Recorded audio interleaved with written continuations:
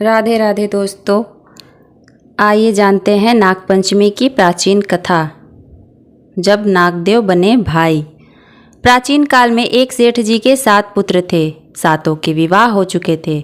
सबसे छोटे पुत्र की पत्नी श्रेष्ठ चरित्र की विदुषी और सुशील थी, परंतु उसके भाई नहीं था।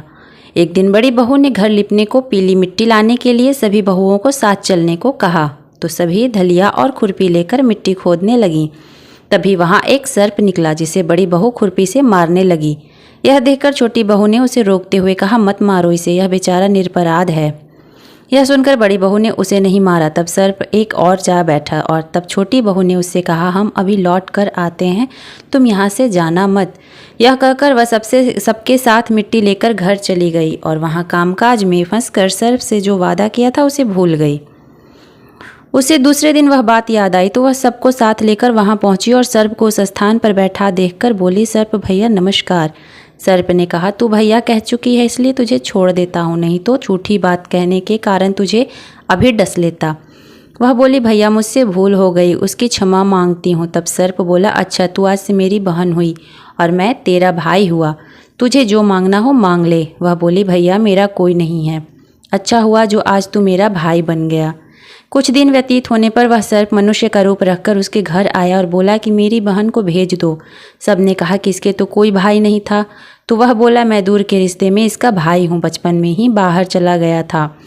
उसके विश्वास दिलाने पर घर के लोगों ने छोटी को उसके साथ भेज दिया। उसने मार्ग में बताया कि मैं वही सर्प हूँ, इसलिए तू डरना नहीं और जहाँ चलने में कठिनाई हो वहाँ मेरी पूँछ पकड़ लेना।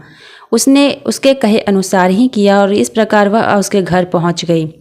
वहाँ के धन ऐश्वर्य को देखकर वह चकित हो गई।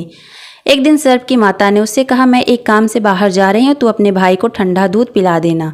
उसे यह बात ध्यान न रही और उसने गर्म दूध पिला दिया, जिससे उसका मुख बेतरह जल गया। यह देखकर सर्प की माता बहुत क्रोधित हुई, परंतु सर्प के समझाने पर शांत हो गई। तब सर्प ने कहा कि बहन, अब उसके घर भेज देना चाहिए।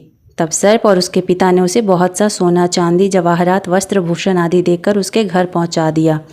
इतना ढेर सारा धन देखकर बड़ी बहू ने ईर्ष्या से कहा, भाई तो बड़ा धनवान है, तुझे तो उससे और भी धन लाना चाहिए। सर्प ने यह वचन सुना तो सब वस्तुएं सोने की लाकर दे दी। यह देखकर बड़ी बहू ने कहा, इन्हें झाड़ू की झाड़ू भी सोने की होनी चाहिए। तब सर्प ने झाड़ू भी सोने की लाकर रख दी। सर्प ने छोटी बहू को हीरा मणियों का एक अद्भुत हार दिया था। उसकी प्रशंसा उस देश की रानी ने भी सुनी और वह राजा से बोली कि सेठ की छोटी बहू का हार यहाँ आना चाहिए।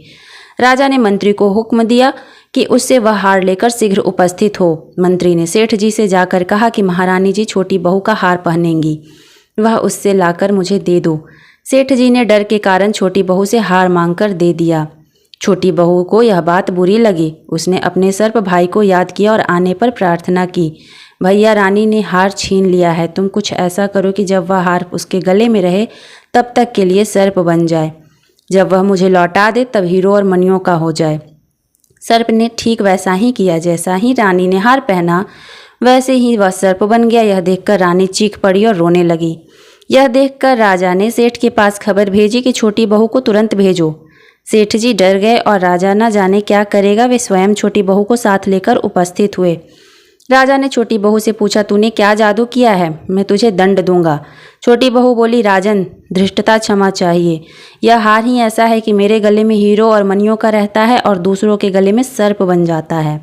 यह सुनकर राजा ने वह सर्प बना हार उसे देकर कहा, अभी पहन कर दिखाओ। छोटी बहू ने जैसे ही उसे पहना, हीरे मणियों का हो गया।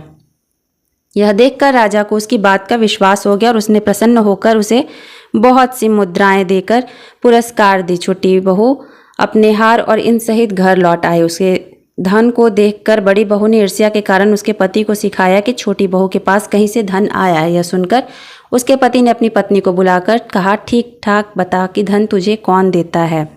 तब वह सर्प को याद करने लगी। तब उसी समय सर्प प्रकट होकर कहा, यदि मेरी बहन धर्म के आचरण पर संदेह प्रकट करोगे तो मैं उसे खा लूँगा। यह सुनकर छोटी बहू का पति बहुत प्रसन्न हुआ और उसे सर्प देवता का बड़ा सत्कार किया। उसी दिन से नागपंचमी का त्यौहार मनाया जाने लगा और स्त्रियां सर्प को भाई मानकर उनकी पूजा करती हैं।